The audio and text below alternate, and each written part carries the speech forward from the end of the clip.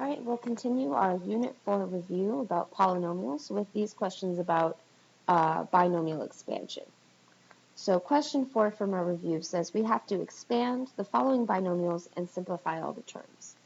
So in order to expand these completely, I'm going to have to know how many terms there are, what numbers make up each term, and what exponents to use for each of those numbers. So in order to figure that out, let's take a look at our exponent, because that's going to tell us where we're going to look on Pascal's triangle, and that's going to get us started with our first two patterns that we have to use. So my exponent here is the number 7, for example, A, which tells me that I have to look for the line in Pascal's triangle that has the number 7 in it. And I won't give you Pascal's triangle on the test, so you're going to have to know how to create it yourself. So here's a quick rundown of how we do that.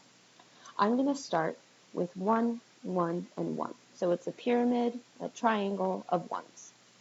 To get the next term in my triangle, I add together the two terms that are next to each other. So 1 plus 1 is 2. I'm going to center that below them. Now, if I have no other terms to add together, I'm going to go ahead and put a 1 in the front and at the back, and that row is finished. Now let's move on to our next row. For my next row, I have a 1 and a 2 side by side. I'm going to add those together to get 3. I have a 2 and a 1 side by side. I'll add those together to get 3. And now I have no more terms horizontally to add, so I'll have a 1 in the front and in the back. If we do that again, the 1 and 3 in the front add to 4. The 3 and 3 together add to 6. And the 3 and 1 together add to 4. There's nothing else to add, so we have a 1 and a 1. Up next, 1 and 4 is 5. 6 and 4 is 10. 6 and 4 is 10. 4 and 1 is 5. That row is done. And again, I'm going to keep going until I see the number 7. That tells me that I've reached the row that talks about the 7th power.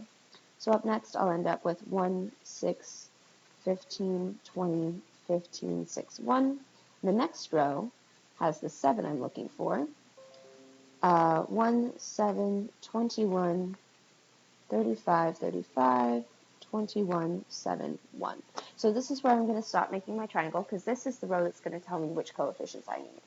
And this will also help me remember how many terms my final answer will have, because if I count the numbers in Pascal's triangle for this row, 1, 2, 3, 4, 5, 6, 7, 8 numbers, that tells me that I have to have 8 terms, because one number is going to go in each term.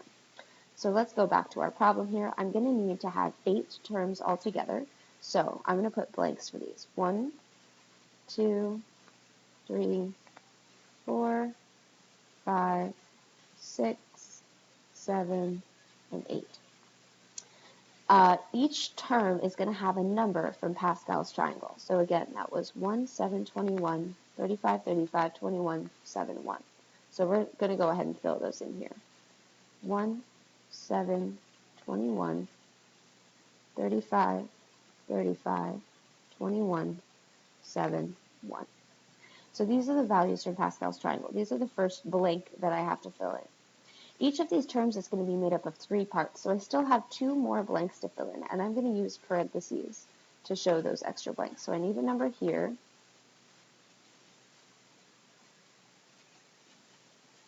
and then I'm going to need one more number for each term. So a number from Pascal's triangle, and then an A term and a B term. Okay. My A term will come from the first number in my binomial. In this case, it's x. So I'm going to put an x in each term.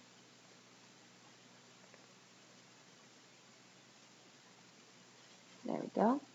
The last term will come from the last number in my binomial, which is y. So I'll put my y here in each one. Now we just have one more pattern to remember, because this is almost finished being set up. I just need exponents for my final answer. And if you remember the pattern for my exponents, the exponent for my A term starts with the same power that my problem's being raised to. So this x in this first term here will start to the 7th power.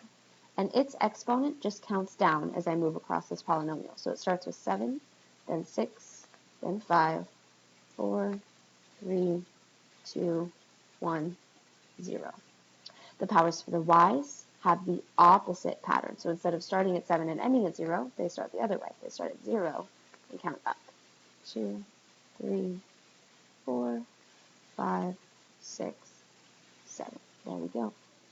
Now this is entirely set up. So we used Pascal's triangle. We used our term A and term B. and then we used our exponent rule. Now all we have to do is simplify.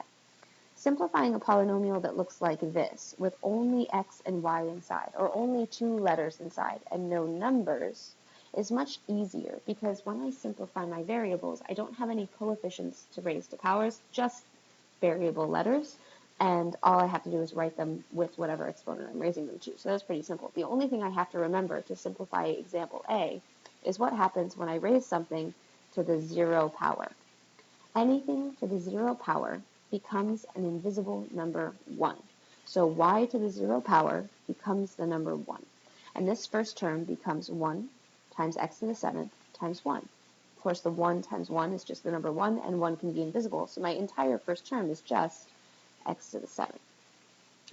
The next term is 7 times x to the 6th times y to the first power. I can make that first power on the y invisible. Other than that, I really don't have anything to simplify. X to the 6th, y. Up next, I have a 21, an x to the 5th, and a y squared, and again, I have nothing to simplify there. And I can keep going down the line, x to the 4th, y cubed, 35, x cubed, y to the 4th, 21, x squared, y to the 5th, and I have nothing else to simplify until here. 7, x to the 1st, y to the 6th. Again, the first can become invisible, so 7x, y to the 6th. And last up, my last term here has x to the 0 power, which again, anything to the 0 power is 1. So this is 1 times y to the 7th. So it's just y to the 7th. And that binomial is now completely finished. For example, B, it's a little more challenging because it has coefficients inside the binomial, but it's a little simpler because it's only to the 4th power, not the 7th power.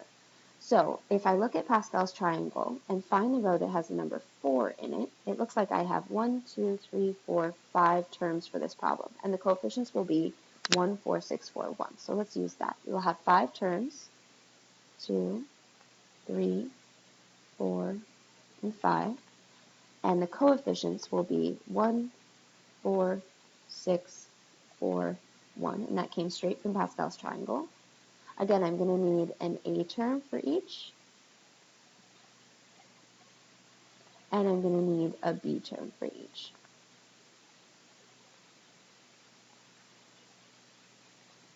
The A term comes from, the first term in my binomial, which is not just the x, it's the 3x.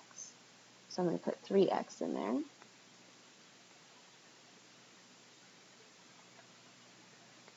There we go. Sorry, it's hard to read. 3x in all of those. And the last term in my, each term for my polynomial is whatever the second term in my binomial was, including its sign, so this will have to be a negative 2.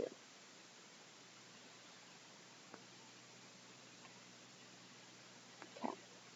So the only other thing I have to fill in here, if you recall, is the exponents. And the first term here, 3x, will have the same exponent that my problem's being raised to, which is the number 4, and it will count down by 1 as we go. 3, 2, 1, 0.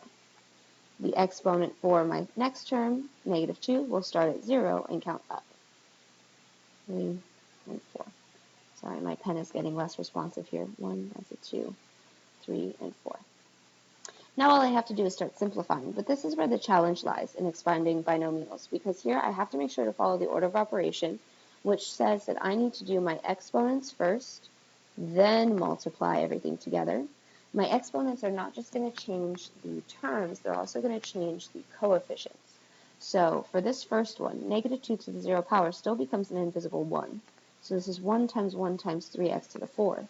But 3x to the 4th means 3x times 3x times 3x times 3x. So I really have 3 to the 4th and x to the 4th. If I do 3 to the 4th in my calculator, I get 81, and x to the 4th can just be written as x to the 4th. For my next term, I have to do 4 times 2x cubed times negative 2 to the first power. Now, negative 2 to the first power will stay the number negative 2, and it has to be multiplied by everything else. 4 will stay the number 4, and I need to figure out what 3x to the third power is. So that's 3x times 3x times 3x. 3 times 3 times 3 gives me the number 27. So 27x cubed. Now I have to multiply all 3 of these together. Multiply all of them. I'm not subtracting 2. I'm multiplying by negative 2. So if I do 4 times 27 times negative 2 in the calculator, I get negative 216, and my x is still cubed. All right, up next, we have a 6 here. Negative 2 squared is negative 2 times negative 2. It becomes positive 4. And 3x squared becomes 9x squared. 3 squared and x squared. Now I have to do 6 times 9 times 4 in the calculator, which becomes a positive 216x squared. Up next, I have 4 times 3x to the first, which is just 3x, times negative 2 to the third. Negative 2 times negative 2 times negative 2 becomes negative 8. So 4 times 3 times negative 8 becomes minus 96, and that x is just to the first power. Last term, I have 3x to the 0 power, which becomes an invisible 1. Negative 2 to the 4th power, that's 4 negative 2's being multiplied, that will become positive, and it's the number 16. So my last number is just 1 times positive 16, so it's just positive 16. And this is my finished expanded binomial. I'm going to pick up with the next binomial expansion questions in the next video.